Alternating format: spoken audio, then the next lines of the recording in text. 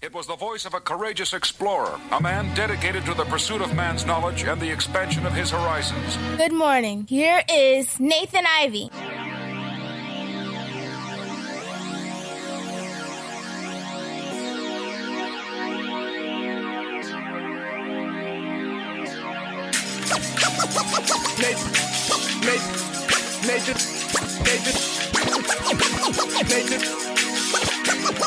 NathanIvy.com. Mr. Ivy know the show must go on. As far as Cincinnati, man, I put on. Tunes made another flame beat for me to cook on. Raised arms, closed fists, yeah, too strong. Team NI, chop it up at the chop shop. Top notch with the king flow, the hot shot. Cop watching, listen to the real, jumping like hopscotch. Nobody harder than, oh, nope, think not. Not only citywide, but nationwide. Superlatives, keep it locked like them Haitian guys. Put the truth in the airwaves, we talk about it. Brand new like the tent place, let's be about it. Who got the info by the AM? Jono B the rapper, got them jamming when they play him. Staying in my lane, they ain't gotta okay him. Who the host with the scoop? Yeah, they gon' say him. Ivy, so superlative like a bag of Drippos. Show you where the Brits at, Cincinnati red tag. One time where my people at. Team NI where my people at. It's the 5-1-3, yeah, you know the flow. What's the word, Nate? Let them know the show. One time where my people at. Team NI where my people at. Broadcasting live from Cincinnati, Ohio, here's the king of superlative flows, Nathan Ivy. Good morning, Choppers. I prepared a smattering of topics relating to people, politics, and pleasure. Good morning. Today is Wednesday, May 24th, 2017. Good morning, Choppers. Let's chop it up. Back from my hiatus, politicking on the latest. My name is Nathan Ivy. We're broadcasting live from the heart of Cincinnati, Ohio. That's right, I'm owning it. I'm going to go ahead and just put my flag right here on the internet, deliver ill flows, and see what happens. 513-873-7134. Any vocal locals out there? Any vocal locals? That is the number you shall use. I have but one maxim, that's rule, but one maxim for the show. And some people ignore it every time they call in. But it goes like this. I don't know why I'm talking in this manner. Open your mind before you open your mouth. That's it. Other than that, it's all good. It's all good. Let's get things started this morning. We've got a lot of ground to cover. But I want to start right here. I want to talk about Donald Trump. Now, you know, I talk about Donald Trump when I feel like I absolutely need to talk about Donald Trump. Something tells me that sometime in the near future, we're going to spend an entire week talking about Donald Trump. We might spend the entire month discussing coming from Trumpville. But now is not that time, my friend, so I pick and choose. But something happened recently that I must speak upon. And you might find this strange, Choppers, but I think I'm on the side of the president on this one. The last time I agreed with Donald Trump, it was during the Republican primary. Oh, those were the good old days with Trump, wasn't it? The good old days. Oh, man, he had some highlights. When he took out Jeb Bush, oh, that was great. Don't say you didn't like it.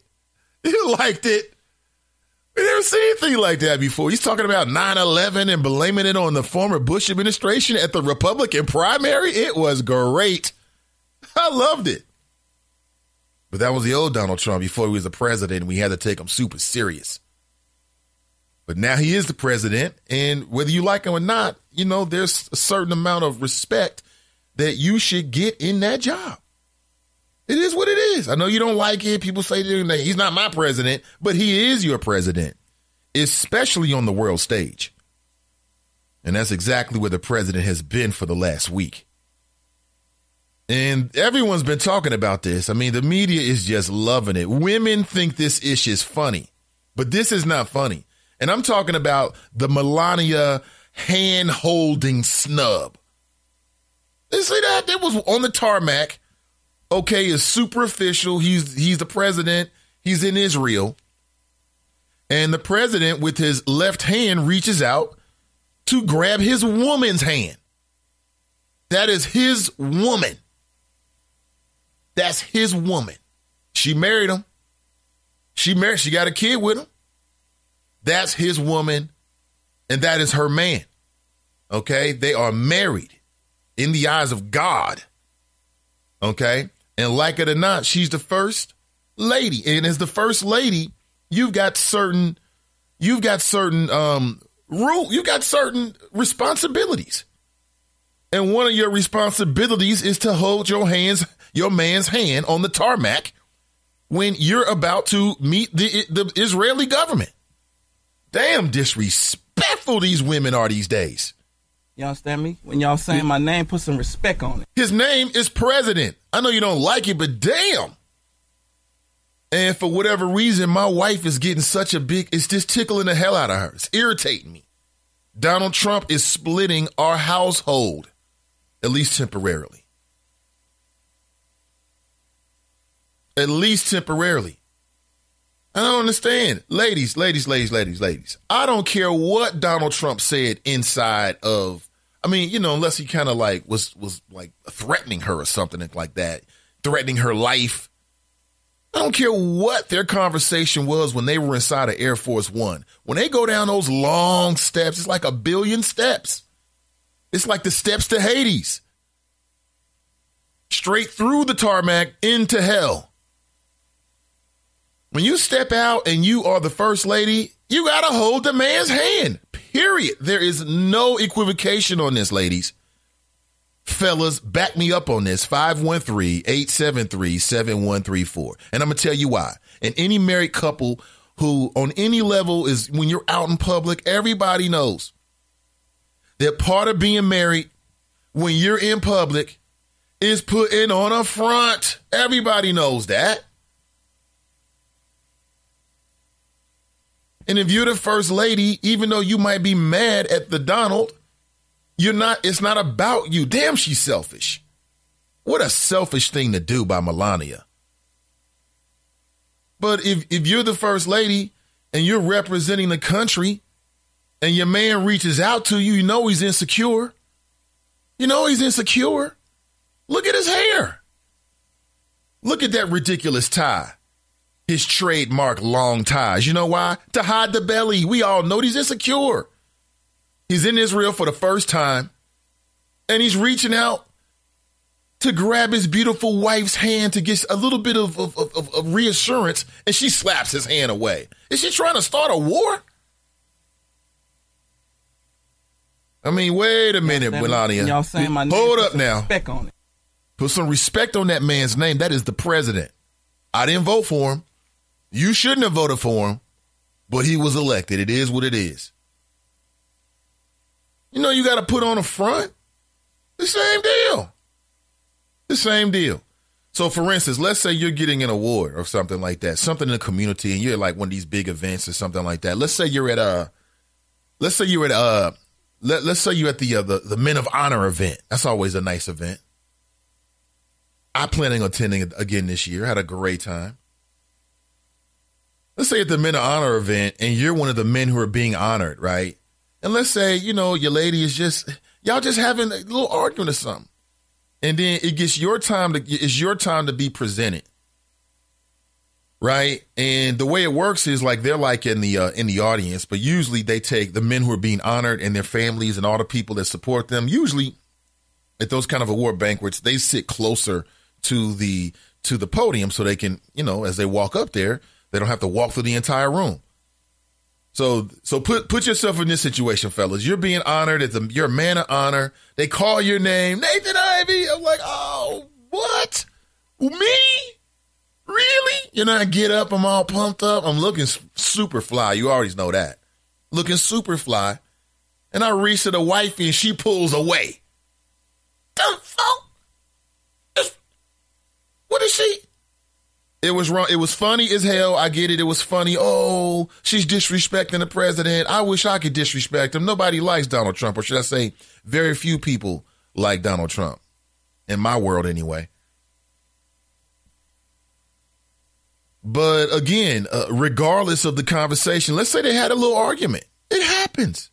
Let's say they had a disagreement. Let's say they had a major disagreement on that plane. When she gets off that plane and he reaches out to hold her hand, she should be holding that hand, period. You know that and I know that. Please share your thoughts with me. 513-873-7134. So damn disrespectful. I'm calling any woman who thinks that was funny disrespectful. You're disrespectful straight off the top. And fellas, back me up on that. 513-873-7134. Speaking of Trump, the John Brennan, he is the ex-chief of the CIA chief, the former head of the CIA. He said that he's seen intelligence about interactions between President Donald Trump's campaign associates and Russian officials. In fact, he went further. He said after viewing this information, this intelligence, that it made him believe that there was a need for the ongoing FBI investigation into possible collusion. I've got the audio. Here we go. Here we go. Big bad Donald Trump. He's going to put together the best cabinet. He's going to find the best people. And he couldn't find somebody to even write an original speech for his wife, Melania. They plagiarized the former first lady. Speaking of which, there was a bunch of times when Michelle and Barack just, you know how it is. It's couple stuff. It's human stuff. But she never lets you see it. She never lets you see it. There are a multitude of photographs out there. They're really floating around now of the former first lady, right? The Obamas holding hands, being affectionate. That's because Michelle was a good wife. That's her duty. You think she was feeling that way every single time? Come on, ladies. Anybody who's married, ladies, do you feel that way all the time? Exactly. Exactly. Nobody feels that way all the time. But part of being married is you got to put that front on. You got to put that front on. And you're the first lady. Put the damn front on. Behind closed doors, do all of that. I am incensed. It's the only time I agree with the president. That's it. A Walmart shopper told a Latina to leave the country.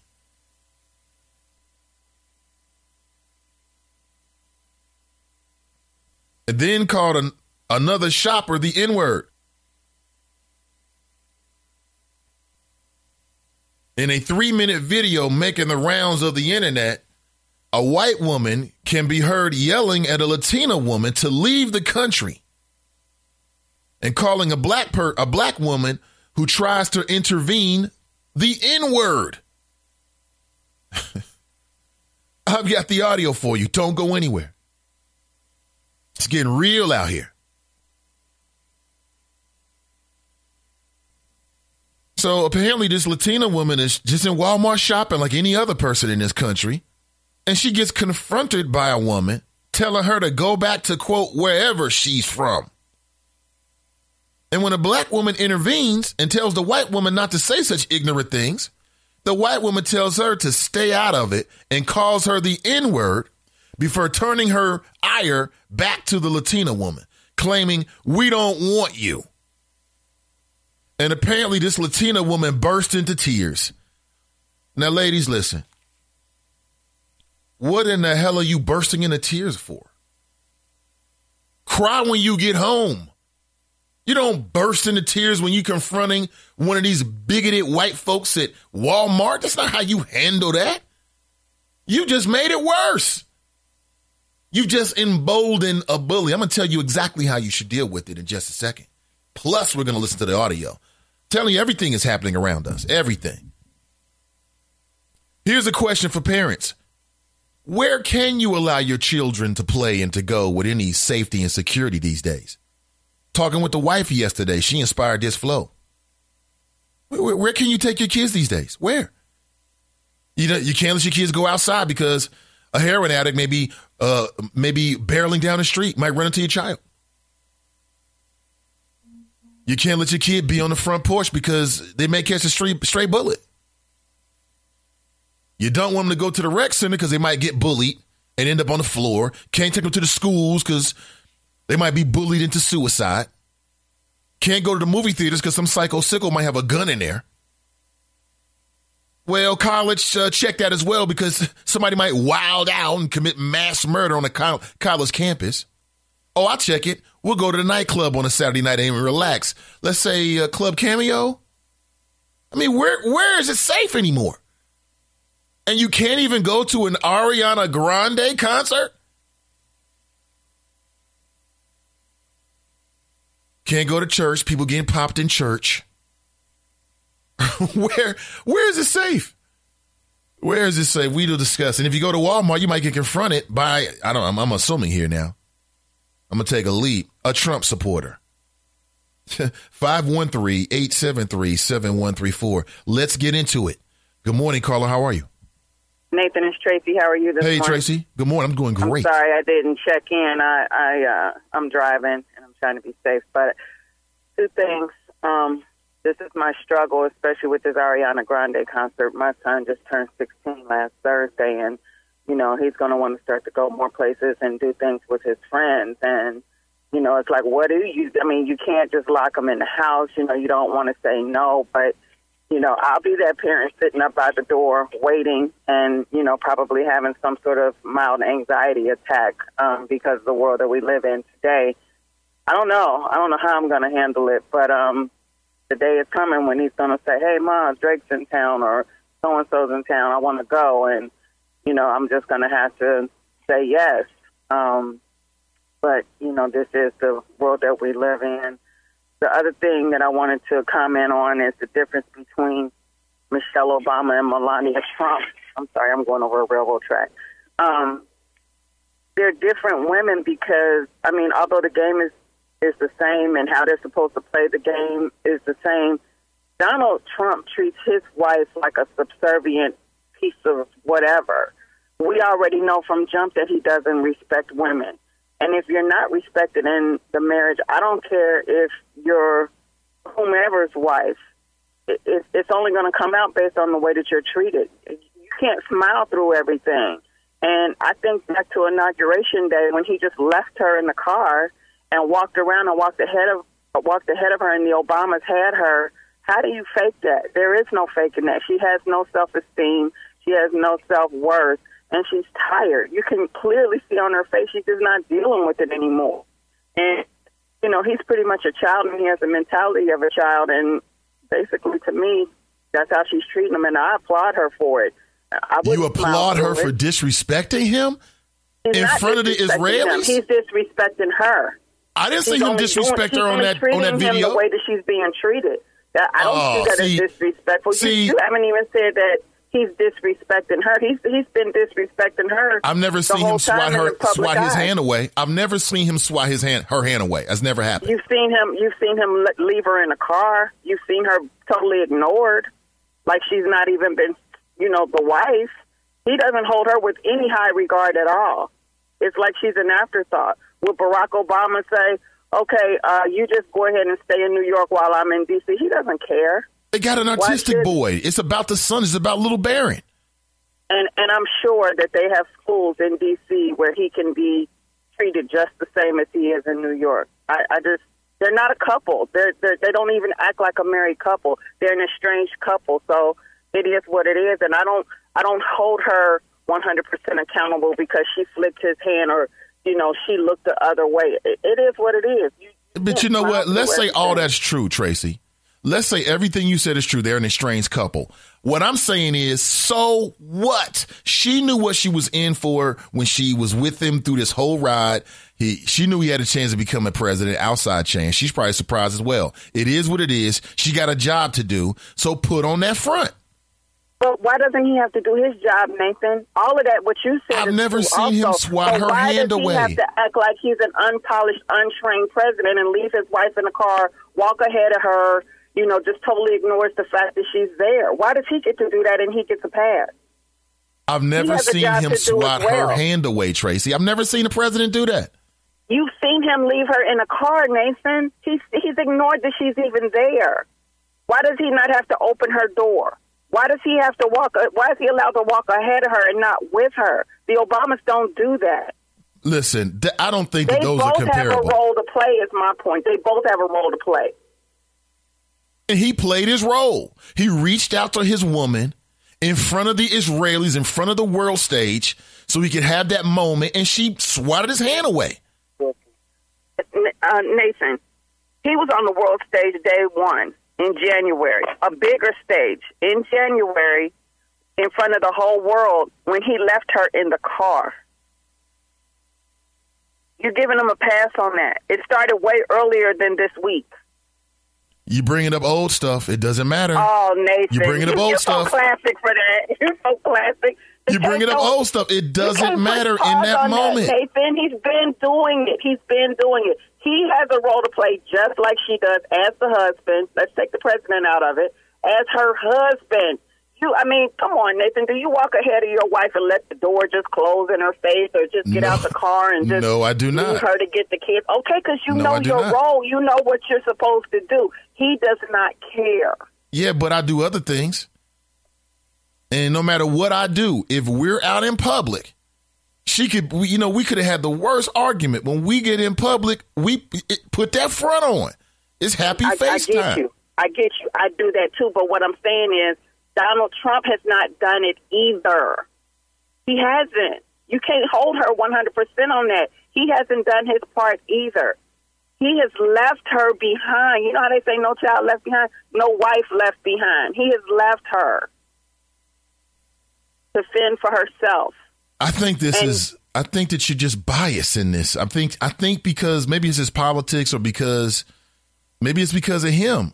It doesn't matter. No, none of that matters. The only thing that matters is in that moment, she should be representing the country as the first lady, as his wife, and she didn't do that. She failed. So, Nathan, are you telling me on Inauguration Day he gets a pass because he's the president and he can leave his wife in a car? She was sitting there. She thought he was coming. And he left and walked up the steps, and the Obamas had her. I wouldn't have done it. Pass for that? I wouldn't have. No, he didn't get a pass for it. We roasted him here on the show, and the internet roasted him for that. He got roasted efficiently, but it doesn't matter. The only thing that matters is stop right there. Stop right there. You keep saying it doesn't matter. It does matter. It doesn't. It's old stuff. What mattered then in January is what's gotten her to the point of flicking his hand today. She's tired. She can't do it no more. At some point, we stop pretending. Then she should leave the marriage. We don't have it in. She can't do that. We know she can't do that. Come on, Nathan. Give her a pass. She's doing the best that she can on the little self-esteem that she has left. All these excuses for Melania. It's amazing. It really is. I can see we're not going to see eye to eye on this one, Tracy. No, we're not. And you know what? I'm on the phone with you, so I can't even see what the choppers are saying. I can't wait to hear what the choppers are saying. I got to give her a pass on this one. He's not doing his part. A marriage is 50-50. They both got to do their part. I don't know how you can tell that by Melania slapping his hand away, but okay. All right. We can agree to disagree. All right, Nathan. Have a good day. Take it easy, Tracy. It's gender bias right there. That's all that is. Straight up gender bias. What do you think? 513-873-7134. If you are in a place to call, I would love to hear your thoughts. Now, let me give you a heads up. The networking event that I have been promoting off and on for, since April has been changed to Friday. Still at the Fitness Center, still in Hamilton, 6:30 to 11:30 p.m. And yesterday I met a couple of the choppers at some different locations. Now today I'm going to be at the CVS in Clifton. And let me go back here. I think I said I'd be there between, let me be specific. Let me go back and double check. Because I had 2 times in mind, and I can't remember exactly which one that I actually said that I was going to do. But I want to make sure that for all the folks that won tickets, whether you were online, on the air, you called into the show, or you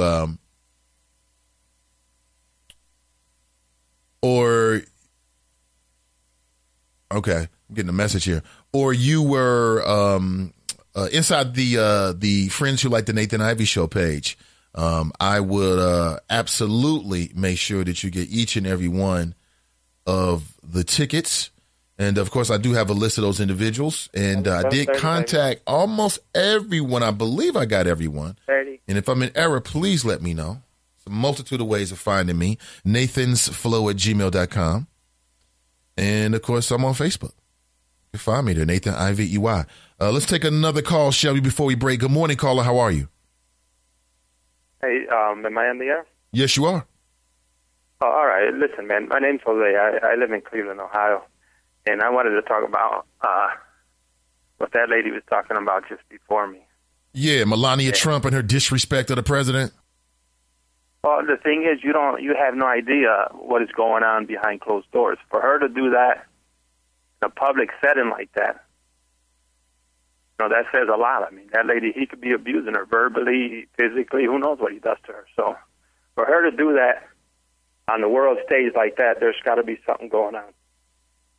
I would agree. I mean, you don't have no idea. I mean, I seen that, and the first thing that I thought about was, man, she really hates this guy. I mean, yeah, because that's how it came across. It came across like she has a real issue with him, and that's all the more reason why she should have put a front on and controlled herself and just grabbed the man's hand. How bad can it be? I mean, how bad is it at home? I mean, for her to do that, I mean, she knows all the cameras are on her, and she did it anyways. So it's not the first time. She did it again. I mean, you have no idea. You know he's a pig. The guy's a pig. He talks about grabbing women's pussy, and he's just a pig. I mean, when you do something like that, when you see something like that, you can't help but think, man, what is going on behind closed doors for her to do that? I mean, I don't know. I mean, I don't know what to tell you. I mean, what's your name again, caller? What you said? What's your name again, caller?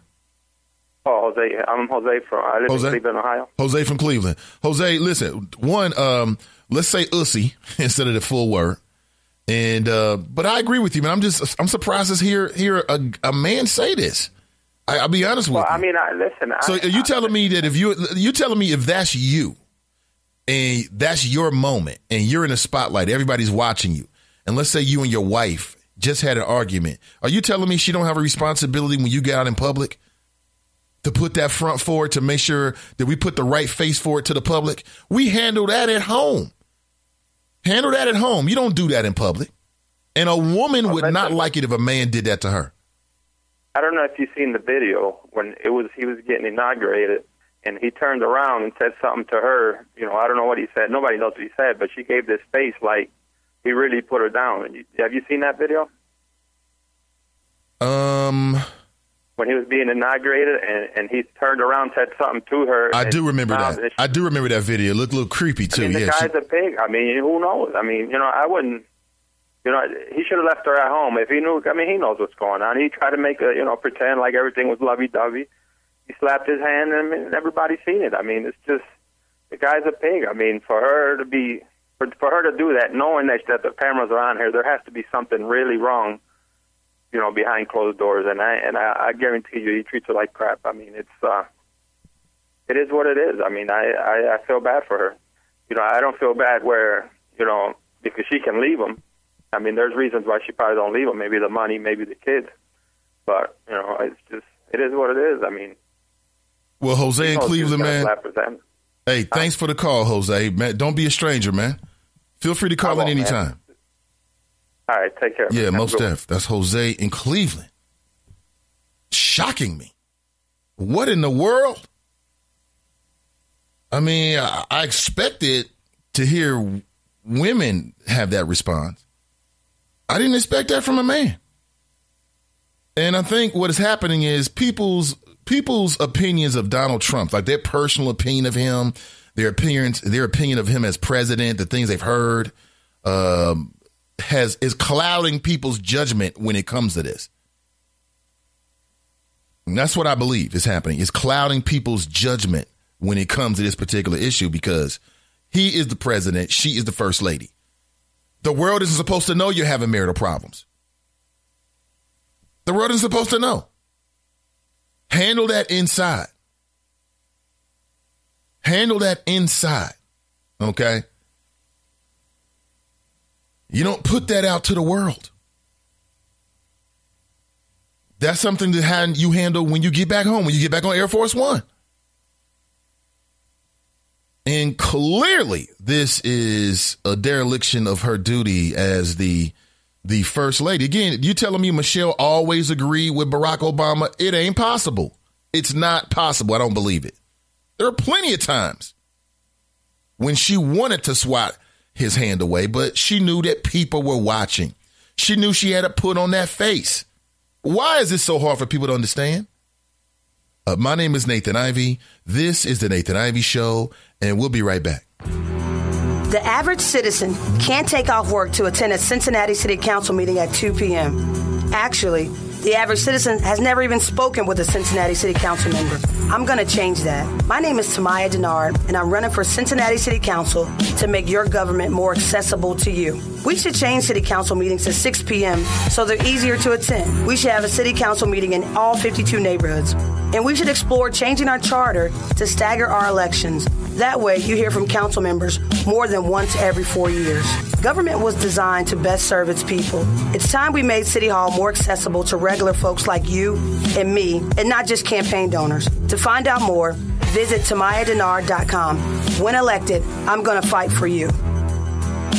Adopt US Kids presents Multiple Choice Parenting. Your daughter just had her first breakup. Do you A, put yourself in her shoes? How could he do this to you? And for Sheila, she has split ends. B, console her. Oh, sweetie, this is going to happen a lot. 4, maybe 5 more times before you get married. C, take charge. Got to get this all straightened out. Give a little talking to, man to man, mano a mano. Hey, Steve. It's now a good time? No?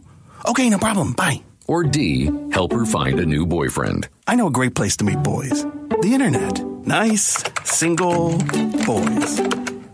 Never mind.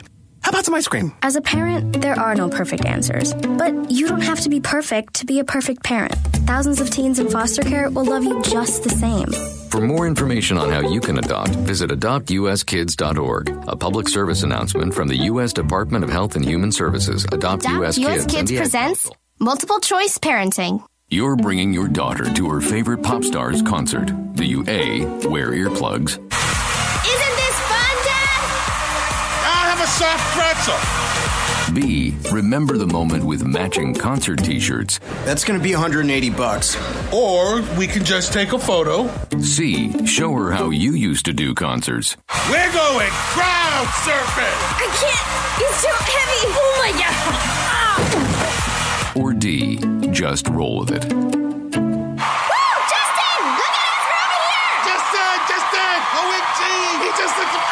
Justin, I love you. When it comes to parenting, there are no perfect answers. But that's okay, because you don't have to be perfect to be a perfect parent. Teens in foster care will love you just the same. For more information on how you can adopt, visit adoptuskids.org/AL. A public service announcement from the U.S. Department of Health and Human Services. Adopt US Kids. I wasn't prepared to be a caregiver to Mom. I had no idea how hard it would be and what I would need to know. Things I never thought of, like how to improve her mood and ways for me to stay positive. Luckily, I found the Caregiving Resource Center from AARP. It had articles about the basics, but also information about the hurdles I was facing. Caregiving Resource Center at aarp.org/caregiving. Articles, tips, and tools to help you both care for your loved one and care for yourself. Brought to you by AARP. Thank my mommy for loving me so much. For taking me to the doctor when I broke my foot. For leaving me alone when I wanted to be alone. And now, as a grown-up, I'm thankful for being able to take care of you, my dear mom, for taking you to your therapies, for understanding that sometimes you simply want to be alone. Roles change without us noticing. That's why AARP gives you the information to provide even better care for your loved one. Visit aarp.org/caregiving. Brought to you by AARP and the Ad Council. Repetitious behavior, lack of eye contact. You can see signs of autism in children as young as 18 months. Learn the signs at autismspeaks.org/signs. Brought to you by Autism Speaks and the Ad Council. Things you witness online in a day. Cats playing piano, selfies on your feed, your friend's picture being turned into a nasty meme that's been shared 50 times, 51, 52. When someone's being bullied online, it's hard to know what to do. Now you can speak up with the witness emoji. It looks like an eye in a speech bubble, and it's in the symbol section near the clocks in your phone. You'll let the world know it isn't cool, and you'll let your friend know you care. Learn more at eyewitnessbullying.org. Brought to you by the Ad Council. Okay to have one more drink before I drive home. I'm probably okay. I open the window to stay alert. Probably okay. I just popped some gum in my mouth. Step out of the car, please. I probably made a mistake. Probably okay isn't okay when it comes to drinking and driving. If you see a warning sign, stop and call a cab, a car, or a friend. Buzzed driving is drunk driving. A message brought to you by NHTSA. If you're a single man under the age of 35, you'd probably like to know what the ladies are looking for on an online dating site. A guy who had a few drinks and later got pulled over for buzzed driving. See, that could cost you around $10,000 in fines, legal fees, and increased insurance rates. And doesn't a guy who's back living with his parents but calls them my roommates just scream Mr. Right? Buzzed, busted, and broke. Because buzz driving is drunk driving. A message from the National Nathan Ivy. Plus Park, Nathan Ivy, the man, Cincinnati's only voice. And go to NathanIvy.com, man. Check him out. Oh boy, the joys of being an entrepreneur. I just got a terrible message. An absolutely terrible message. It just goes to show you that you got to be very careful. And the move that you make in this rail, choppers. Good morning, Nathan Ivy with you. This is the Nathan Ivy Show. All right, let me give you a heads up. I am no longer promoting the event, the Hamilton Nights event, networking event. And for the folks who I gave tickets to, I have to get in contact with you and share some information with you.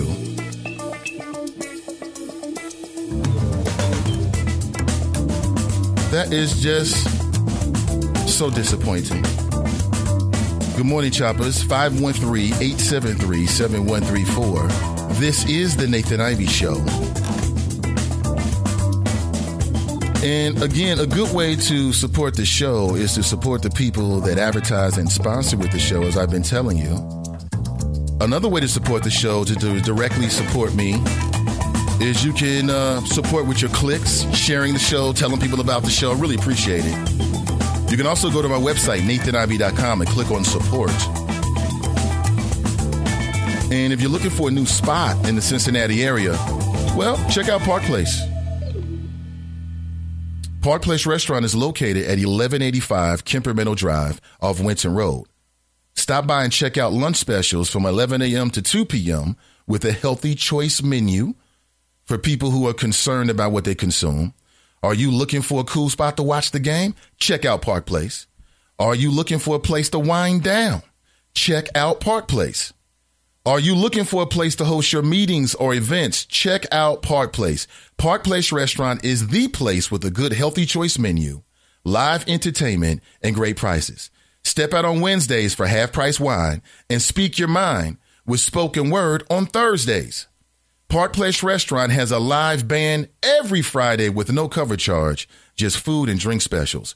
Park Place Restaurant is located at 1185 Kemper Meadow Drive in Forest Park, right behind the Shell gas station. Or you can call ahead at 513-825-8888 to reserve your table. That's 513-825-8888. Park Place Restaurant, the place to eat. You know, one thing about this show is that this show is available as a podcast. Okay. So you can go back as far as last year and listen to almost each and every show. Now, each and every show I do, of course, I keep a record of. Each and every show. Ain't that something? Each and every show. So if you ever wanted to go back and listen to the show, you would hear not just my flows, but when I edit the shows, I don't take out any of the content. So you can go back and listen to any of the advertisements. You can go back and listen to the commercial breaks. You can go back and listen to the phone calls. You can go back and listen to everything. And that's all on NathanIvy.com for the world to hear. For the world to hear. And what you have to understand is, like, in an endeavor like this, the number one thing that's the most important to me in an endeavor like this is my relationship with you. That's the number one thing. It's the number one thing. Okay. And so what I try to make sure is that when I'm interacting with partners and advertisers is that I'm working with people that provide things that they're really going to deliver with you. Okay. So for me, It's less advantageous to work with somebody if they don't follow through than it is to work with somebody that does follow through. It's just not worth the money. It's just not worth it. And you have to keep that in mind.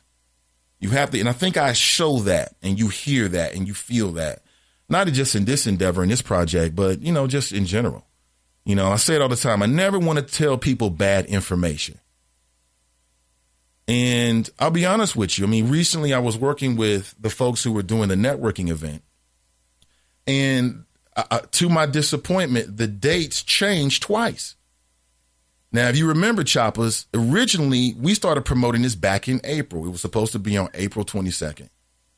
And unfortunately, not due to, I had no idea, but it was changed. And it was changed within a week of the event. And then I was told that the event was going to be on May 25th, which would have been this Thursday. You hear that, Choppers, because I've been promoting it. But you can only work with the information that you're given. And then I found out early this week, it was found out on Monday, as a matter of fact, that the event had been changed to Friday. And, you know, that presents some challenges. You know, sometimes people might have time to go to an event if it's on one day, but if you change it, it could be difficult for them. And, you know, things are going on. You got the Memorial Holiday weekend and things like that. So at this point, I am no longer promoting the Hamilton Nights event, and I'll just leave it like that. I got a message here. I got a good mind to read it verbatim to you because I'm that guy. But let me see. Let me see if I can find it here. Let's see. It's just amazing how things turn out. Let's see. All right. Maybe sometime in the future, not today. No, I will not read this now. So I met some folks yesterday. I will have to get in contact with you, and then we'll just talk it out. 513-873-7134. But for me, my relationship with you means everything. I never want to misdirect you, give you bad information. I say it all the time. If I'm wrong, you got the number. Set me straight. Set me straight. Just let me know what's going on. All right. All right. Let's go to, listen, I'm missing something here. I know what it is. Where are my manners? I got to greet the Choppers, and then we'll talk about our partners, and then we'll get back to your phone calls and more flow. But I got to back up here. And I see Pam was first inside the Chop Shop. I met Pam yesterday. It was a pleasure. Always a pleasure, Pam. There's actually a photograph I posted on my Facebook page. Check it out for yourself. Pam writes, good morning. Followed by Roosevelt. What's up, Roosevelt? He writes, top of the morning, fam. Good to see you, Roosevelt. And Angela. Angela writes, good morning. And that's your top three inside the Chop Shop for today, Wednesday, May 24th, 2017. Pam, Roosevelt, Angela. And let's say good morning to Junior. Junior writes, good morning, family. Tanika writes, good morning, Nate and the Choppers. Shannon writes, good morning. B writes, Jamal. But he means good morning. Jane writes, good morning, Nathan and the Chop Shop. Chuck writes, good morning, Nate and the Chop Shop. Rhonda writes, good morning, beautiful people in the Chop Shop. Pat writes, good morning. Tiffany writes, morning. CJ writes, good morning, everyone. Casey writes, good morning, Nathan and the Choppers. Sending positive, powerful vibrations to everyone. Fame writes, good morning, Choppers. Fame is in the building. Sucker MCs, please note. You think you hot, but I'm hotter. When y'all talk trick and balling, you must mean the Harlem Globetrotters. I just stumbled my way all through that. Sorry about that, Fame. Kiki writes, great rising, Mr. Ivies. Mr. Ivy and the Choppers, and a multitude. Is that like 20 lips? What is that? It's like a lip oasis. I'm going to count these by 4. 4, if I can. 8, since I ain't public school education. 12. I shouldn't have embarked on this journey. 18, 20, 22. That's what I thought it was. 22 lips. Mm-hmm. Brian writes, morning. Sweating a little last night in the first half, huh? LOL, luckily Kyrie stepped up. Where was Jordan? LeBron James. LOL. See, Brian always got jokes. You always got jokes. It was a great game last night, huh? Something's up with LeBron. I don't know what's going on. Maybe he's tired. I don't know what it is. But something's up. Kyrie was amazing. Although I was a little sweating a little last night when he twisted that left ankle. We don't need any ankle problems with Kyrie Irving. That man is amazing. He is an amazing basketball player. Very, very, very talented. Carolyn writes, good morning, Choppers. Kush writes, good morning, Choppers. Be great today. Kiki writes, that was great. She slapped his hands like, nah, dude, I'm good. That was great. Angela writes, Melania is shading Trump big time. She's not forgotten how he left her by the car on Inauguration Day. Why do you think that's in her head? She's probably not even thinking about that. Sarinthia writes, good morning. Haters. Pan writes, right, Kiki and Angela. They seem so fake together. Anyway, some things can't be hidden. No, some things can be hidden. And if you got some hidden relationship issues, she should bury it, at least in public. Let them have it on the phone or something, or in Air Force One or Marine One. Can't believe the hate. Deanna writes, good morning. Sluggo writes, good morning. Kelly writes, good morning, Nathan. Kiki writes, struggling with Pam. Fame writes, she is a Stefford wife who is revolting. Maybe we got it all wrong. Mr. Holly writes, good morning. Brenda writes, happy Wednesday, Nate and the Choppers.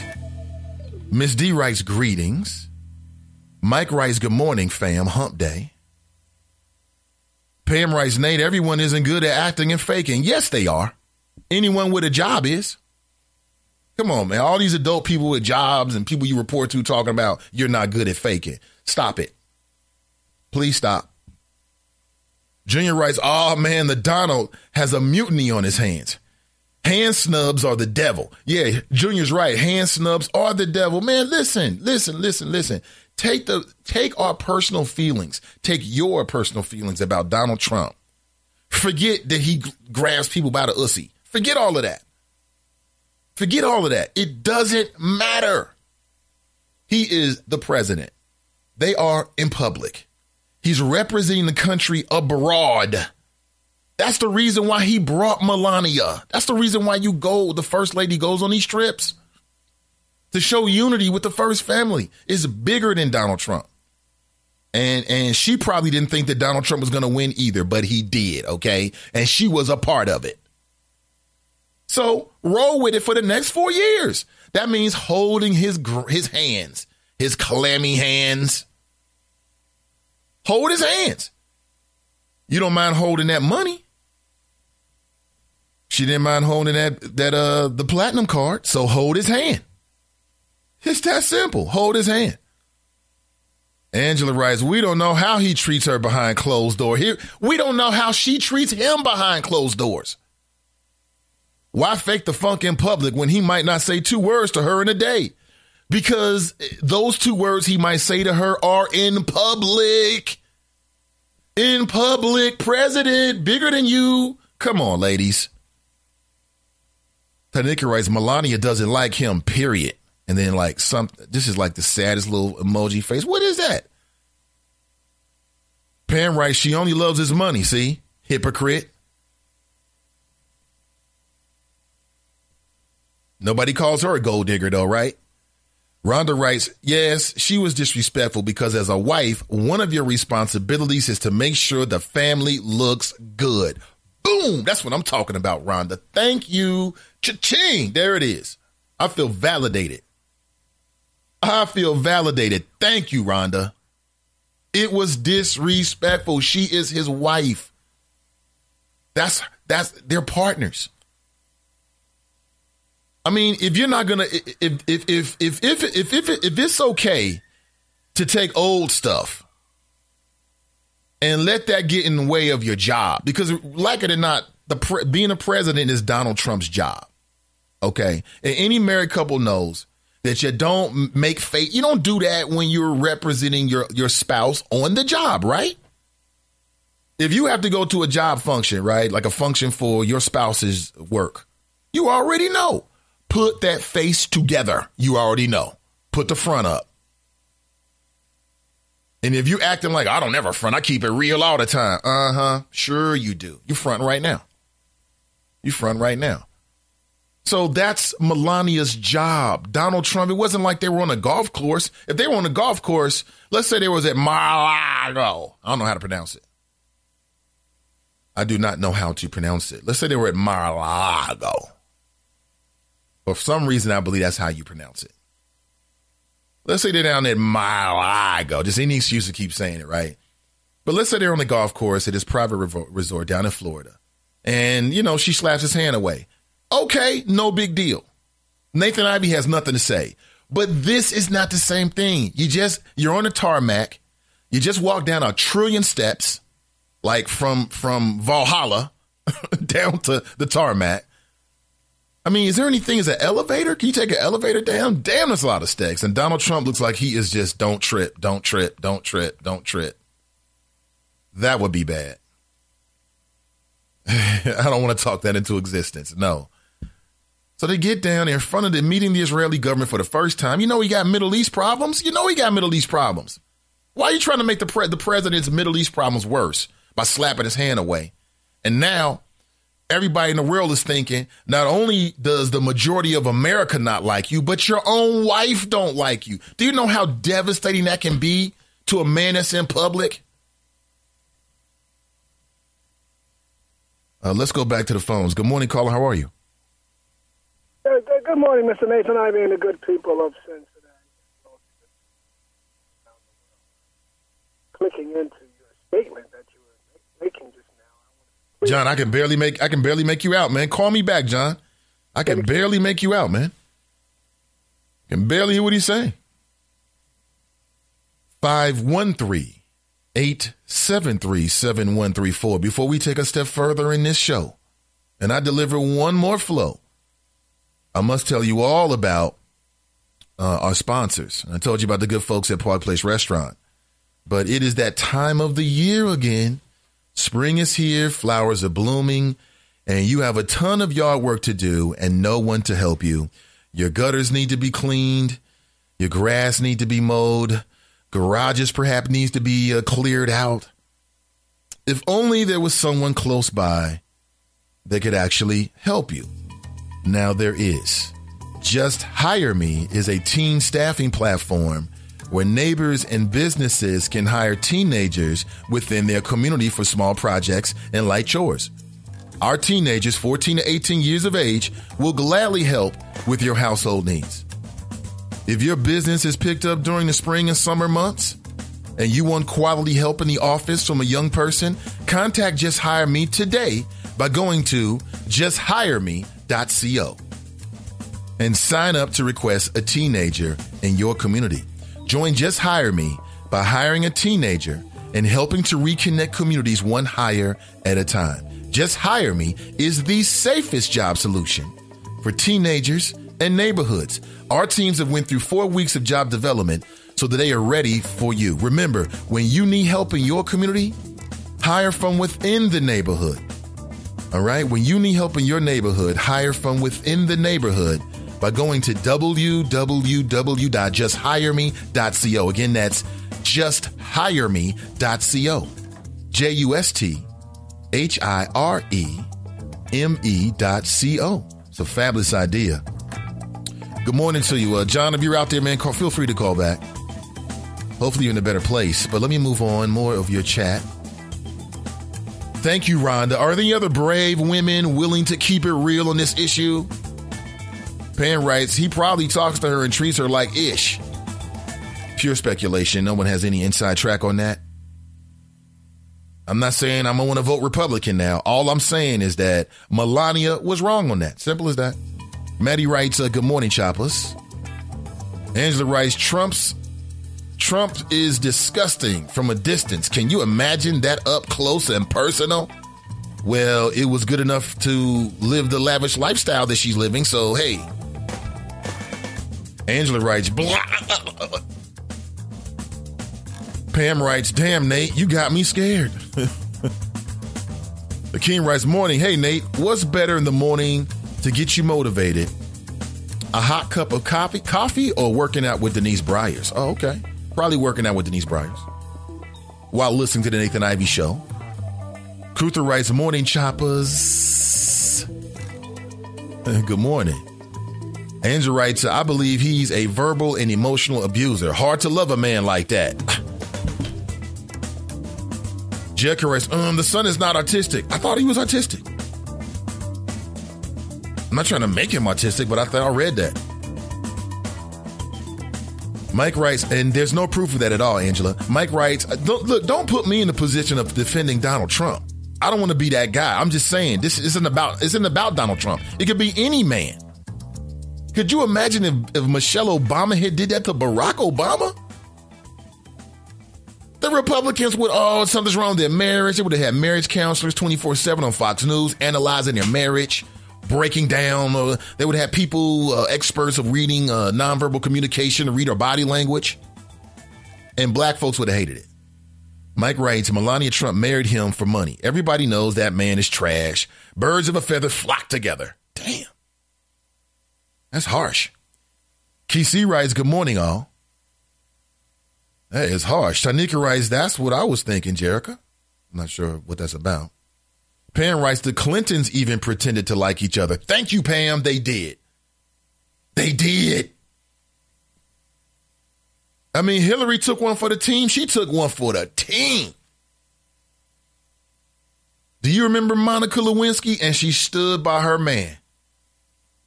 She stood by her man through all the allegations, all the girlfriends, like all of them. It's like a dozen of them, all of them. And that's what you got to do in that situation. You got to, when you're in the public eye like that, you got to roll. It is what it is. And I can't believe these women in here talking about, oh, no, you know damn well that you're not going to take your marital problems to the company picnic. You're not going to do it. You're not going to be that couple that blows up at the company picnic. You're not going to do it. You're not going to be that couple that's fighting like, dang, Jane and Jim are fighting over about a potato salad. You're not going to be that couple. You're going to play the role.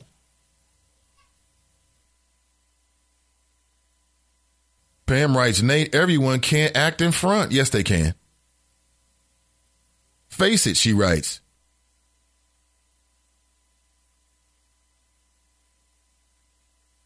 Angela writes, Asperger's syndrome. Okay, thank you for the correction.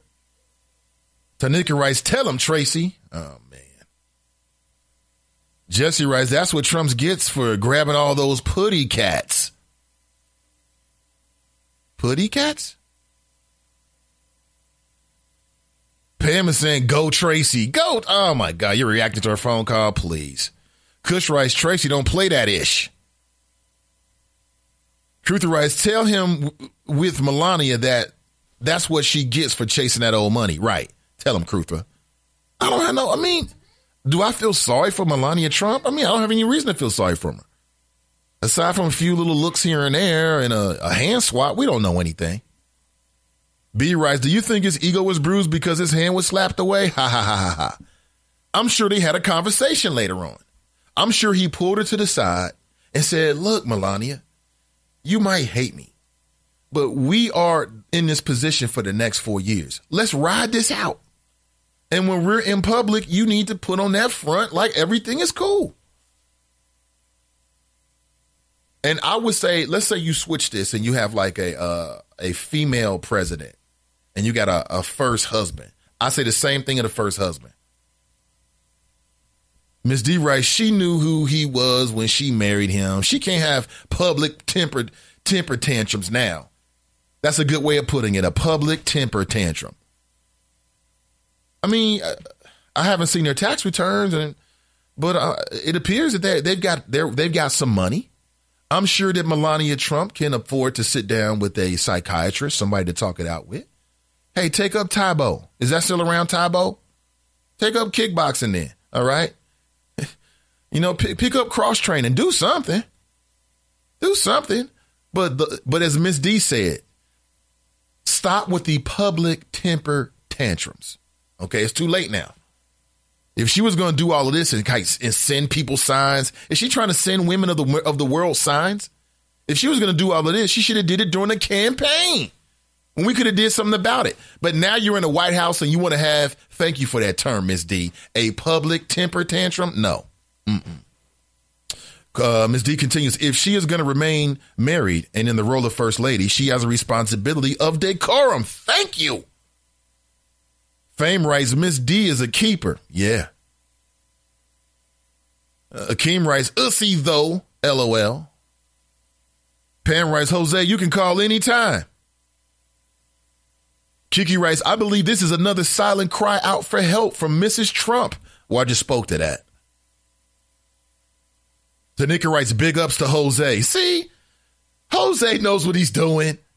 He's trying to play to the women in the chop shop, and it's working. Pam writes, how do we know their marriage isn't already over? Don't all his wives have an expiration date? ? Ooh, that's harsh. Ooh. Rhonda writes, I agree with Tracy that he was disrespectful first, but I feel for the country's sake, she has the responsibility to represent the country in a positive way. I am not look at it as she should have not disrespected Donald Trump because she should have checked him in many cases. I may have garbled that. Cruther writes, you can best believe someone from Secret Service is tapping Melania. I'm just saying.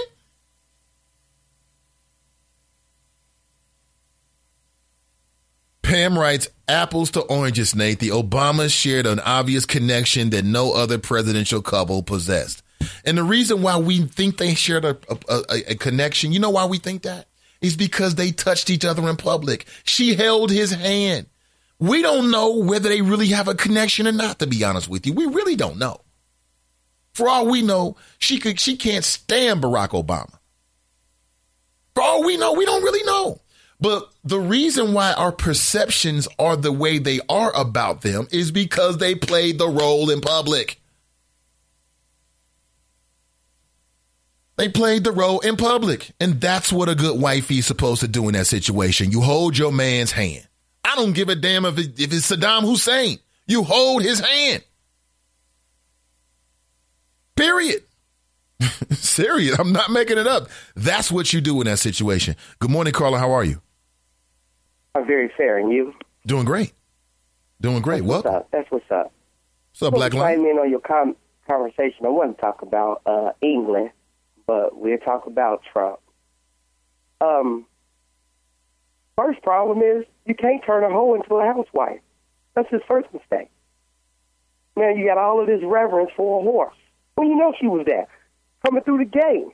You can go look at her naked shots right now if you want. I mean, if that's what you're into. But what's more strange is, say that again. I said, I bet you have. Oh no, I ain't into pink flesh. You are. You a damn lie. You told me you used to be into pink flesh. Oh, what I used to do, I used to sell crack too, but I don't do it anymore. Which means you might steal one day. But I don't do it anymore. You'll do it again one day if put in the right situation. But I don't do it anymore. I don't believe you. Because I ain't into that. I don't believe you. Let's move on, bro. Let's move on. I don't see what's all of the reverence for a whore. I don't see that. But what's more important, it's crazy that, man, you need to write a book. I swear you need to write a book. You got so much reverence and respect for this white man's job, because it's his job. Any white boy could be the president. Any mulatto, especially if you in the bloodline and part of the family, you could be the president. But it's kind of crazy. You got so much respect for this position. Regardless of how deplorable of a human being the man may be, you're going to ride as Richard just because he's the president. Clearly, you don't listen too good. Clearly, I listen very well. Because if you could listen very well, then you would understand what I was actually saying. The point I'm making is that it's bigger than Donald Trump. It's bigger than just one man. It's his job. Let's move on. It's the presidency of America. It's that job. It wouldn't matter if it was you. If it was you and you was getting a Sucky MC of the Week award, and you stand up in the ballroom and your lady's there and you reach out to her, she should embrace you. Period. I shouldn't. I tell you what a lawyer told the person when they got divorced. Yeah, you picked him. He shouldn't have picked her. There go the problem. Problem solved. That goes for her too. Let's get back to the jock riding. Because that's a bigger issue than the fact that his woman snubbed him. that you really give a damn about Donald Trump's life, his woman, the fact that she moved his hand. Like, that's a big issue for you. That's like breaking news. That's a lot of jock riding, bruh. I mean, that's some heavy, heavy jock riding. That you have so much respect for this man's job that you'll overlook his character as a human being. Clearly, you don't listen too good because it's bigger than Donald Trump. I just said this, man. Why do I got to repeat myself? I hate repeating myself when I'm talking to grown people. I just told you. You just asked me the same question in two different ways. Let's see if you got something more interesting to talk about. Let's talk about England, as a matter of fact. Let's talk about that. What's your opinion on what happened over in England? That might be more interesting. Let's move on. Because you still going to ride the jock, but we can move on. Dealing with England. You are obsessed with that term. I can't feel any sympathy for the people. Do you feel sympathy for those people over there? Children, innocent children being blown to bits? Yeah, I do feel a little sympathy, don't you? I got some pictures there where Obama blew up those kids, they body parts all in pieces. Irrelevant. They took video. Irrelevant? Yeah, it's irrelevant to this. Some kids is worth considering, I guess because they pink-ass kids, they worth considering, but them Arab kids is irrelevant. You knew what Obama was about when he was running. You know what? You know, it's hard to have a conversation with somebody that want to talk a lot of ish, but you don't want to do nothing about it. The reason why I told you it's irrelevant is because... Can I finish? The reason why I'm saying it's irrelevant is because one has nothing to do with the other. I think human suffering... And that's a lie. Let me finish it. That's a lie. Let me finish the point, sir, and then I'll let you talk. I think that human suffering, no matter who's causing it, is a bad problem. But you don't give a damn about what Obama was doing, because if you did, you would have did something about it, and you did nothing. I did do something about it. Nothing new. You did the same old thing. You didn't vote. You didn't get active. You didn't do a damn thing. It would have been a waste of vote. But sit around. That's because you think you're irrelevant, man. You got a low self-esteem. You think you're irrelevant. Black people, if you don't have buyer's remorse, if you voted for Obama, you should have buyer's remorse. Yeah, but the difference is they actually bought it. You didn't do a damn thing. You sat at home. Did you call that man yet? But we moving on, bro. Yeah, we moving on. I'm going to move on right now. Did you call Earl Starr yet? Did I call who? See, you don't even know who the man is. You're a damn disgrace. I said, did you call Earl Starr? No, I have not. Have you reached out to the man? For the brother. What you mean you looking for? He's on Facebook. Earl Starr. Earl Starr. STARR. Say that again. I said STARR. The microphone vibrates, so it sounds blurred. All right, there it is. STARR. Thank you for that. STARR? Yeah, Earl Starr. That's his name. Did you contact him yet? No, you didn't. No, I'll look it up. You're going to look it up. You're going to be looking up for the next 6 months, man. But I don't do Facebook. They kick me out. Every time I get 4,000 people, they boot me right out. Well, then maybe you might want to change, some of the stuff that you're actually posting. So you can actually interact with the 21st century, man. People is free and saying nothing, and they let them go for decades. Oh, I saw some of the stuff that you post. You don't be posting nothing. You don't be posting nothing worth nothing. I've been on your page before. I sure as hell ain't posting. You don't be posting nothing worth nothing that nobody really give a damn about. Let's move on, bro. Nah, let's not move on. I don't want to move on. I don't want to move on. I want to stay right here. Talk about everything. Give me a timetable for you to contact Mr. Earl Starr and offer your services, sir. When is your timetable? You hold some children's lives more precious than you hold others. Clearly, you don't listen too good because I've already explained that. What is your timetable to call Mr. Earl Starr? I'm going to hold you accountable. Because you never should have said it. I don't believe you're going to do a damn thing for that man. Nothing. Well, that's cool. You ain't got to believe. Yeah, you're going to back into a little good. No, that's cool. That's cool. So again, when you start actually getting out here doing something super conscious, black man, that's when Nathan Ivey will start paying attention to what you got to say. But you can go home with this nonsense. Go right on, sir. Go right ahead. Go ahead, sir. Kids got blown up in Manchester, and I'm saying it's a direct result of white Caucasians, English, American, any persuasion, going down in the lands of Middle Eastern and blowing them up. That's what they're doing. That's what they've been doing. So the Middle Eastern get a little get back, and you find that that's not doable. It's wrong. It's a problem with that. What I find strange is how you black people in America been treated worse by white folks. No get back. Nobody wants to get back. You don't even know where you are, man. You are so, pardon me, you are so lost. You don't even know where you are. You black folks in America, you're a black person in America. That conversation. Damn, you sound ignorant, man. But keep on talking, though. You have a white leaders and mulatto leaders that blow up kids and innocent people for decades, for centuries. And you turn a blind eye to it for jock riding them. And you telling me that I'm off center, I'm off base, I don't understand? Bruh, it is what it is. Do you really think you safe around white people? You don't think one of these Muslims gonna pop your ass too? You better not be standing next to them. Stay out of the white concert. Stay out of the white venue. Stay out of the white movie theater. That's a good one. Go back to bootleg. That didn't stop you from going to the movie theater. That didn't stop you from going to the movie theater. Because you just had to see the white man's film, didn't you? Oh, Man, your rhetoric is so paper thin. The portraying of a black icon, Nat Turner. Yes, I did. I had to do my research. Now, I know you go to So it's okay to interact with Americana when you want to do it, right? So when you want to go to the movies, you got a good reason to go to the movies and be an American. But when I tell you to go vote so you can have some kind of impact on what's happening around you, I'm somehow a sellout. You sound like a damn fool. You sound crazy as hell. Bruh, again, Nat Turner is an icon. He's iconic.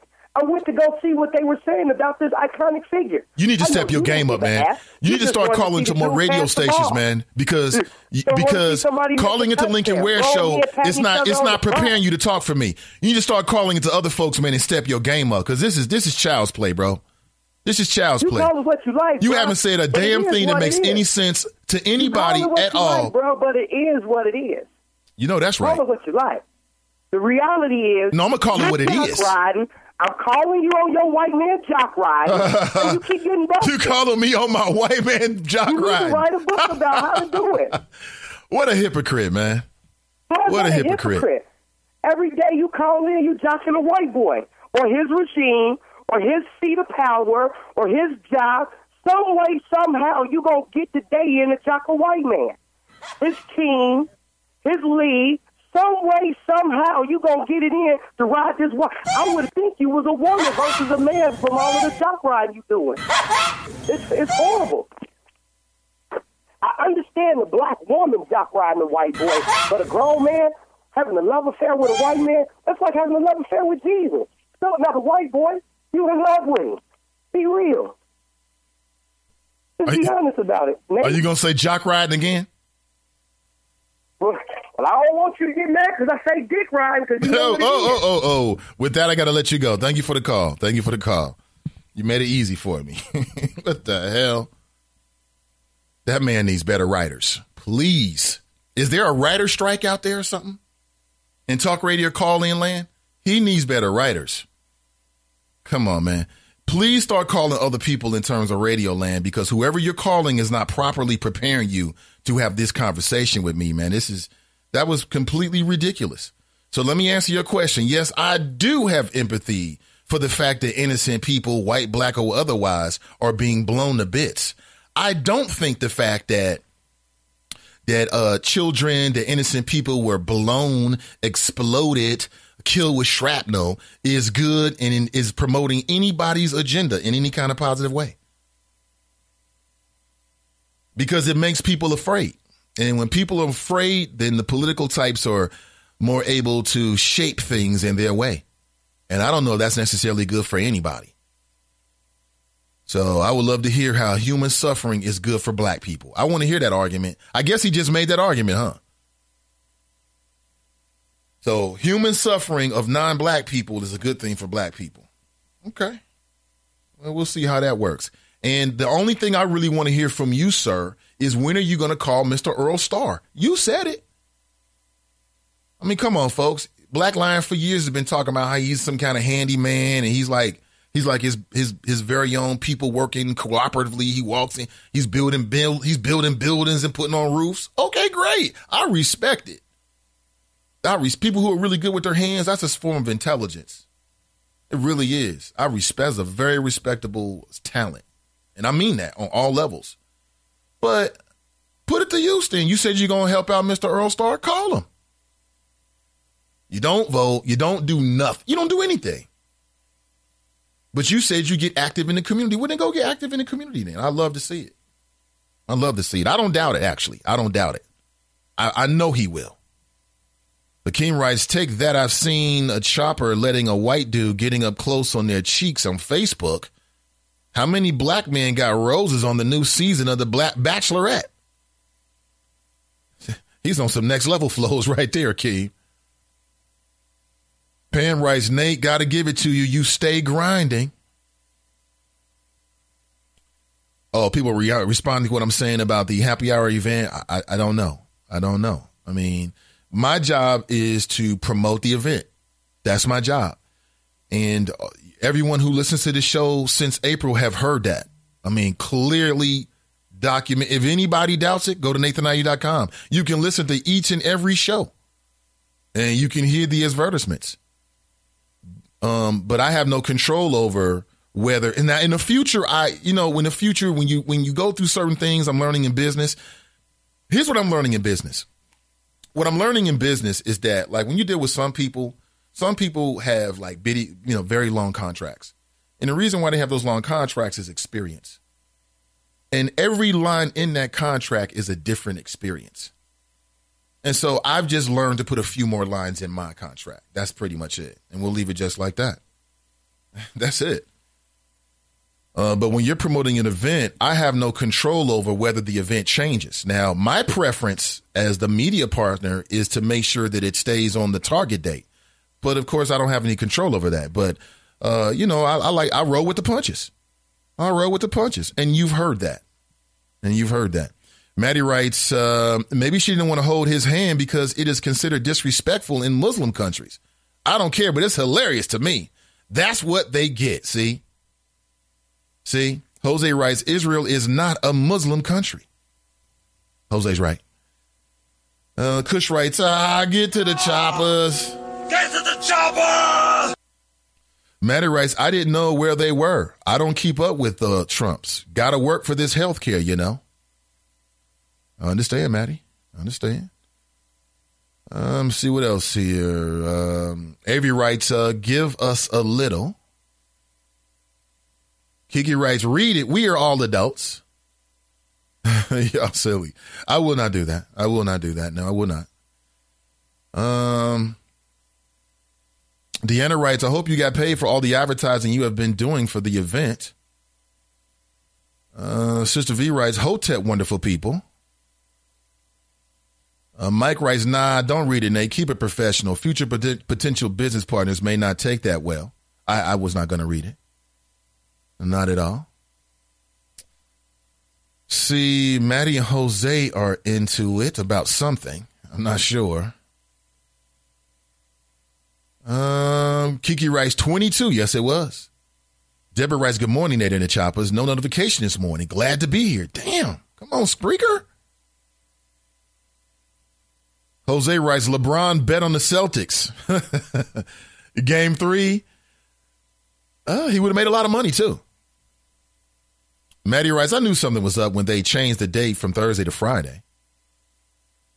Clue Magic writes, let me see.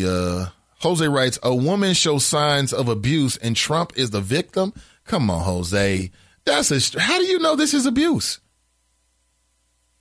How do you know that this is abuse? Nicole writes, good morning, everyone. Miss D writes, maybe if she was American, she would care more about the role of First Lady. Shaking my head. Wow. She went there. Serenthi writes, Melania looked at Trump like, I'm the one with an accent, and I don't use the word bigly. Ugh. LOL. See, y'all. Shannon writes, the entire Trump administration has challenged the status quo that we're supposed to care that they aren't keeping up appearances as a couple. Trump isn't even picking up appearances as a president. I don't care less about Melania, how Melania acts in public. By the way, she smacked his hand again while getting off Air Force One. LOL. Yeah. Maddie writes, don't bite the hand that feeds you, Melania. Right. That's a good point right there, Maddie. Shannon writes, well, she didn't smack it. She just ignored it. Why are we making excuses, Shannon? See, this is bigger than Trump.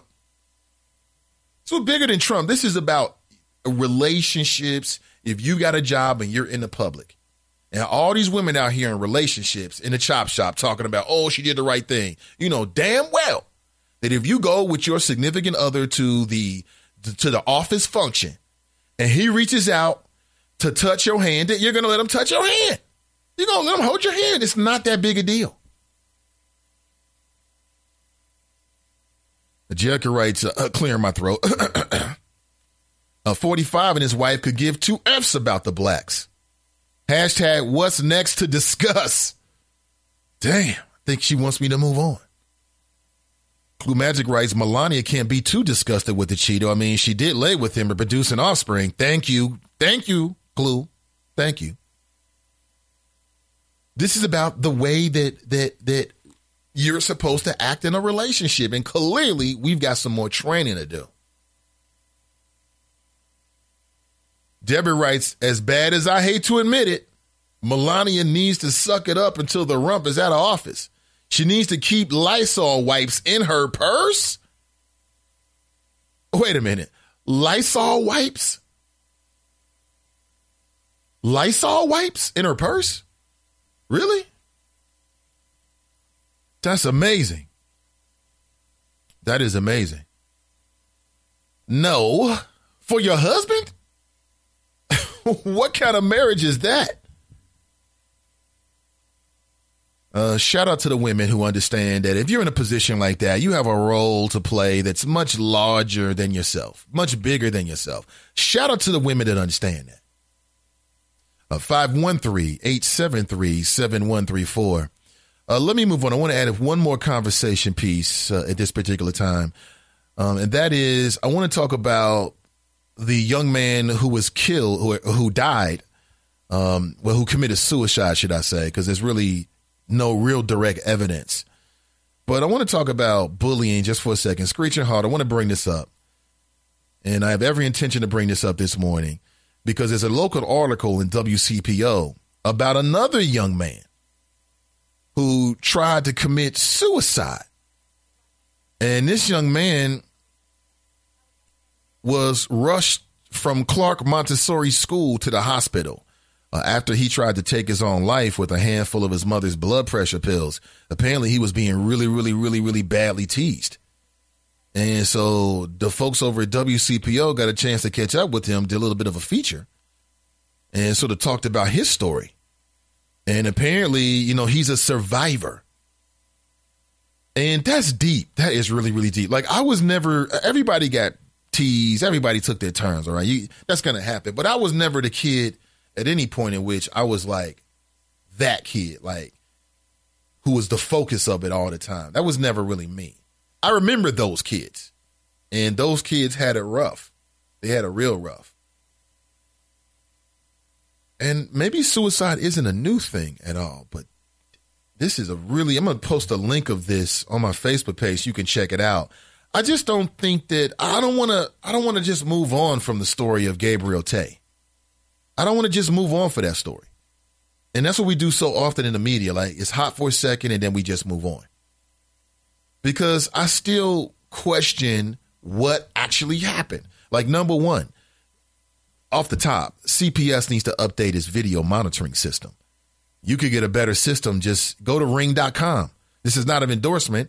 And you can get like these video systems that are made to be like outside of your door. And so when you're not at home, somebody presses the doorbell and boom, you can see a video of them. You can talk to them, right?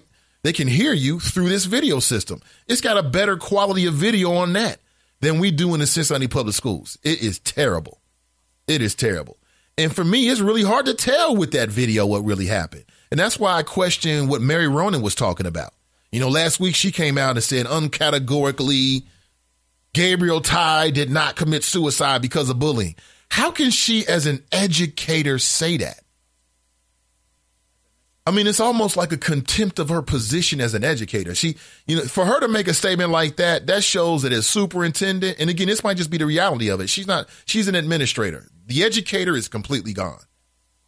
Because educators are taught to know that suicide could be a conclusion of bullying in some kids.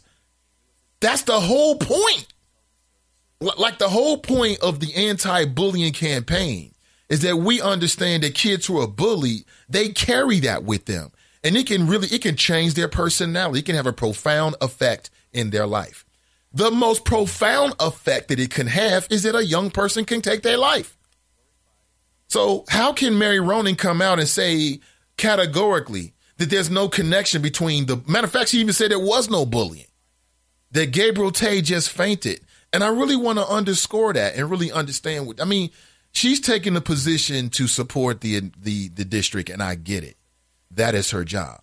But that's her job. That's not my job. My job is to break Ish down in a real way. And as I break this down, I'm like, how can they tell from that video whether Gabriel Tay was injured or not? And what she also did is, on some levels, CPS says bullying is wrong. And bullying is not just physical intimidation. It's not just touching somebody. You can bully somebody by like getting really close to their face and getting all up in their grill. I'll beat your ass. But would you say something? Say, that's bullying too. That's bullying too. And I don't know if it's just as bad or just a little bit worse or where it's on the scale of like a bully physically abusing you. But let's say Gabriel Tay got pushed into the corner and the bully gets real up in his face and he's talking ish to him. And you know, let me see you after school. You got any money? Say something. Say something. And let's say the boy fainted then. Okay, that's still bullying. Like I said, bathrooms are blind spots in any school, but that's just very interesting. Very interesting. I don't want to forget that story. I don't want to just move on and then in a year when something happens in the case, there's some new development, we remember again and say, oh, Gabriel Tay, whoa, okay. Jose writes, not all women are the same. You can't paint all women with a broad brush. Same thing with men. Deborah writes, as bad as I hate to admit it, Melania needs to suck. Oh, I read that already. Tracy writes, I'm sure he snatched her, and see it's all capitalized to emphasize something bad. I'm sure he snatched her to the side and slapped the ish out of her. Kiki writes, this is why she doesn't want to live with him at the White House. See, y'all reading way into this. Brian writes, you better eat the cake, anime. Eat the MF cake. See. Tracy writes, Nathan, her platform is anti-bullying. Guess she is standing up to one. See, you got a million excuses for Melania. Jennifer writes, good morning, all. Tiffany writes, reminds me of the House of Cards couple. Nah, they were better. Well, yeah, there was a moment. I remember there was a moment. It wasn't like super, super public. They were in a war room or something. But yeah, I see it. Jose writes, LOL, you can't turn a whore into a housewife. See, don't do that. Don't get swept up in that Black Lion nonsense. Don't do it.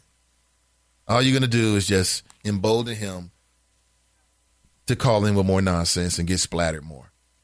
Shannon writes, I disagree. The Obamas would have to be the best actors in the world to fake that kind of chemistry.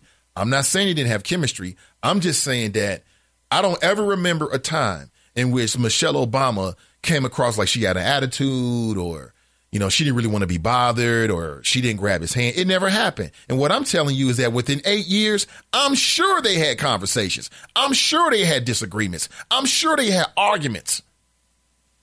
I mean, you know, it's just life living, you know, married life. You're going to have that. But she never showed it. And that's what a first lady's supposed to do. Jose writes, Ivy is full of it, Shannon. He knows Obama and Michelle love each other. Never said they don't. Never said. Tracy writes, Mad Lion said it all. It's bigger than the job. Character is everything. What? You quoting Mad Lion now? What? Jose writes, you just found your new co-host, Mad Lion. I call him the Cowardly Lion. Clue Magic writes, white man jock riding. That should be the title of Black Lion's book. His first book should be titled White Man Jock Riding. And he can just point it all out. Clue Magic writes, better writers for BL. Dima writes, man, what the heck? Just logging on, and all I hear is Black Lion and Nate going at it. See? Fortuitous. It was serendipitous. Lucky you. Lucky you. Jose writes, the Nathan Ivey and Black Lion show. I don't like it. Akeem writes, where's Jordan Kilgore? Damn, Akeem, thirsty much? Kiki writes, Dracy, I bet he did slap her ass up after that. See, that's going too far, Kiki. You have no evidence. There's no evidence in any of that. How can you say you think this man put his hands on his wife? That's too much. We have no evidence whatsoever of anything like that. Like I said, you got to separate your personal feelings from Donald Trump to really feel this flow this morning. But I believe that I am right. I believe that I am right. Cerinthia writes, mail order bride. Arranged marriages can be gross. Deborah writes, Nate, he already admitting to grabbing. You fill in the blanks. I'm just saying. Lawrence writes, what is really, really badly teased? What?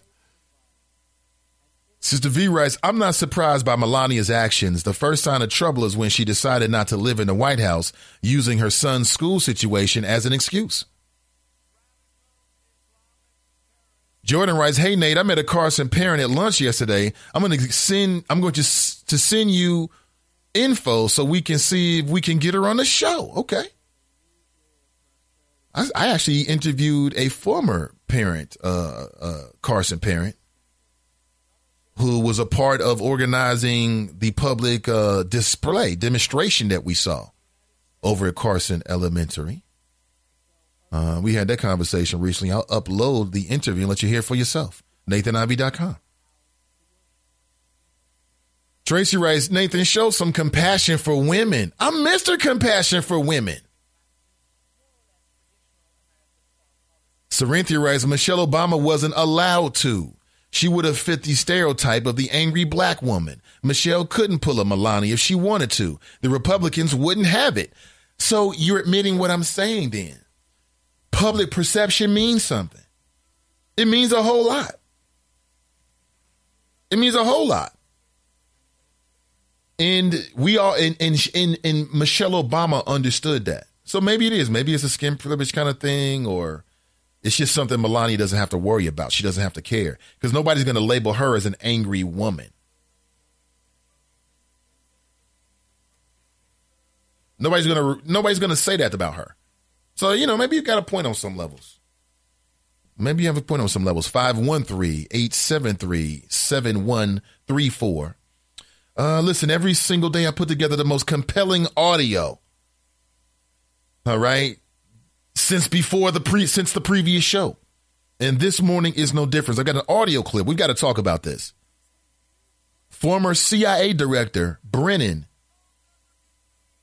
His name is John Brennan. And he revealed just yesterday that he had seen intelligence that indicated interactions between operatives of the Russian government and members of Donald Trump's 2016 presidential campaign. Now, I believe it. I've seen nothing that would lead me otherwise. I believe it. That someone inside the Trump machine had contacts with the Russians. It's just too much smoke. There's something there. And then I also remember what seemed to be it just seemed to all work so perfectly. The information that was coming from the DNC, like the hackers would hack the information. It would lead to headlines for a news cycle, but nothing ever came out about the Republican National Committee. Minutes ago, you mentioned, or you testified that you had a conversation in August of 2016 with your Russian counterpart. You testified that you briefed at least 8 members of Congress throughout the pendency of your investigation. When you That's Representative Trace Gowdy. He's a Republican. My understanding from your unclassed report is Russia has historically attempted to interfere with our electoral process, and they did so without coordination, collusion, or conspiring with any of the candidate. So they have a history of doing it. We'll lay that aside for a minute. 2016 electoral process. This is a very strange-looking man. Of Russian efforts, did you have evidence of a connection between the Trump campaign and Russian state actors? As I said, Mr. Gowdy, I don't do evidence. And we were uncovering information and intelligence about interactions and contacts between U.S. persons and the Russians. And as we came upon that, we would share it with the Bureau. I appreciate that you don't do evidence, Director Brennan. Unfortunately, that's what I do. That's the word we use. You use the word assessment. You use the word tradecraft. I use the word evidence. And the good news for me is lots of my colleagues on the other side of the aisle use the word evidence, too. One of my colleagues said there is more than circumstantial evidence of collusion between the Russians and the Trump campaign. Now, there are only two types of evidence. There's circumstantial and direct. So if it's more than circumstantial, by necessity, it has to be direct. Those aren't my words. Those are the words of one of my colleagues on the other side of this very committee.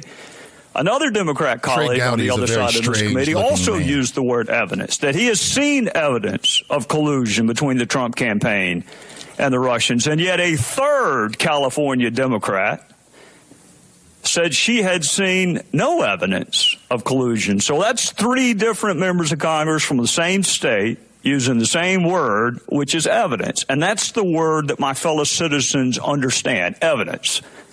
Assessment is your vernacular. Tradecraft is your vernacular. You and I both know what the word evidence means. And we're not getting into whether or not you corroborated, contradicted, examined, cross-examined. We're not getting into how you tested and probed the reliability of that evidence. It's a really simple question. Did evidence exist of collusion, coordination, conspiracy between the Trump campaign to the wrong person and Russian state actors at the time you learned of 2016 efforts? I encountered and am aware of information and intelligence that revealed contacts and interactions between Russian officials and U.S. persons involved in the Trump campaign that I was concerned about because of known Russian efforts to suborn such individuals. And it raised questions in my mind, again, whether or not the Russians were able to gain the cooperation of those individuals. I don't know whether or not such collusion, that's your term, such collusion existed. I don't know. But I know that there was a sufficient basis of information and intelligence that required further investigation by the Bureau to determine whether or not persons were actively conspiring, colluding with Russian officials. Do you know the basis of that information that you share with the Bureau? I mean, what was the nature of the evidence? I think, Mr. Gowdy, this committee has now been provided information that relates to that issue in terms of information that the agency shared with the Bureau. And that is something that is appropriately classified.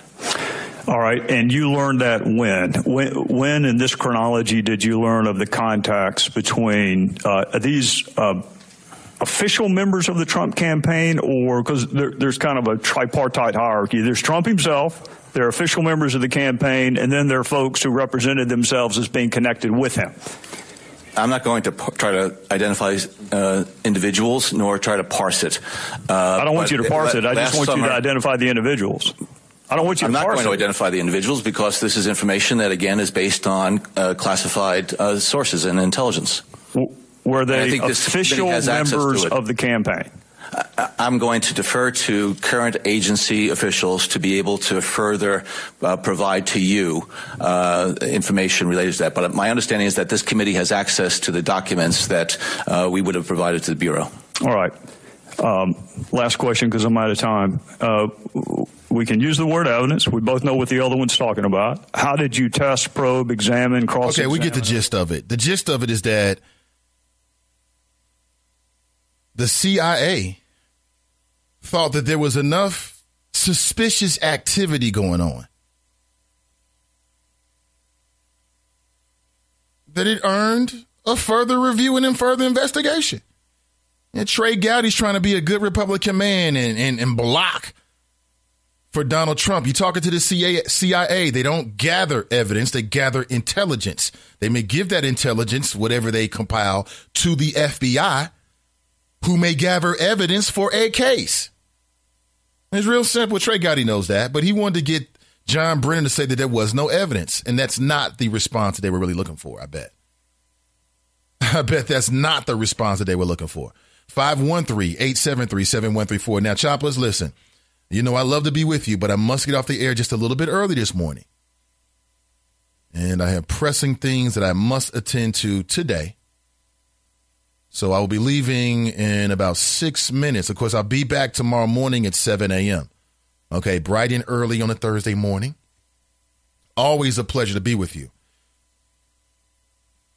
Again, I want to reiterate that if you want to support this show, again, I think that Cincinnati we deserve an independent radio show. Why can't we have an independent media platform in the city that's locally owned, that's locally based, locally owned, that is untethered by the constraints you may have in commercial radio, in corporate commercial radio, should I say.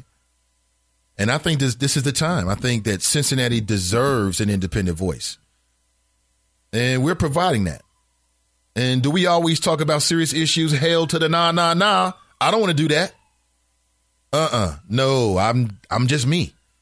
I'm just me. But a great way to support the show is to support our advertisers and our sponsors. That's a great way to help me in the endeavor that I'm doing. And as much as possible, when you reach out to people, let them know you heard about it on the Nathan Ivey Show. And if you're looking for a cool spot, as I am, I don't know about you, but me and the wifey, we always have our eyes open, our ears open, eyes open for a new spot. Well, I found a new spot. You might like it. It's called Park Place Restaurant. It's located at 1185 Kemper Meadow Drive off Winton Road. Stop by and check out lunch specials from 11 a.m. to 2 p.m. with the Healthy Choice menu. Are you looking for a cool spot to watch the game? Check out Park Place. Are you looking for a place to wind down? Check out Park Place. If you're looking for a spot to host your next meeting or event, check out Park Place. Park Place Restaurant is a place with a good Healthy Choice menu, live entertainment, and great prices. Come out on Wednesdays for half-price wine and speak your mind with spoken word on Thursdays. Park Place Restaurant has a live band every Friday with no cover charge, just food and drink specials. Park Place Restaurant is located at 1185 Kemper Meadow Drive in Forest Park, right behind the Shell gas station, or you can call ahead to reserve your table at 513-825-8888. Again, that's 513-825-8888. Park Place Restaurant, the place to eat. Google it, Choppers. 1185 Kemper Meadow Drive. And it's that time of year again. Spring is here. Flowers are blooming. And you have a ton of yard work to do and no one to help you. Perhaps your gutters need to be cleaned. Your grass may need to be mowed. Perhaps you've got a basement, a closet area that need to be cleared out. If only there was someone close by to help.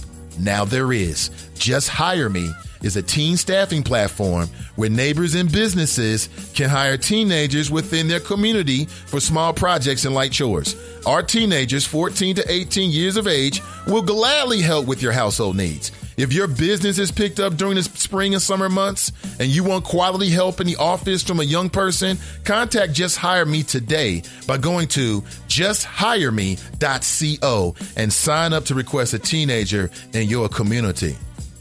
Perhaps we got some folks who are running for city council. I do believe that at least one person hired the good folks at Just Hire Me to get some young folks to work in their campaign. I think they were putting out yard signs. So listen, there's a million applications. Join Just Hire Me by hiring a teenager and helping to reconnect communities one hire at a time. Just Hire Me is the safest job solution for teenagers and neighborhoods. Our teens have went through 4 weeks of job development so that they are ready for you. Remember, when you need help in your neighborhood, hire from within the neighborhood by going to justhireme.co. Again, that's www.justhireme.co. And of course, they are based in the Cincinnati area. Thank you so much for your time this morning, Choppers. I really appreciate you. I really do. I'll be back tomorrow morning with more superlative flows on people, politics, and pleasure. A shout out to my good friends at soulpublicradio.com. My new friends, the X Squad affiliates. Until next time, Choppers, I'm out.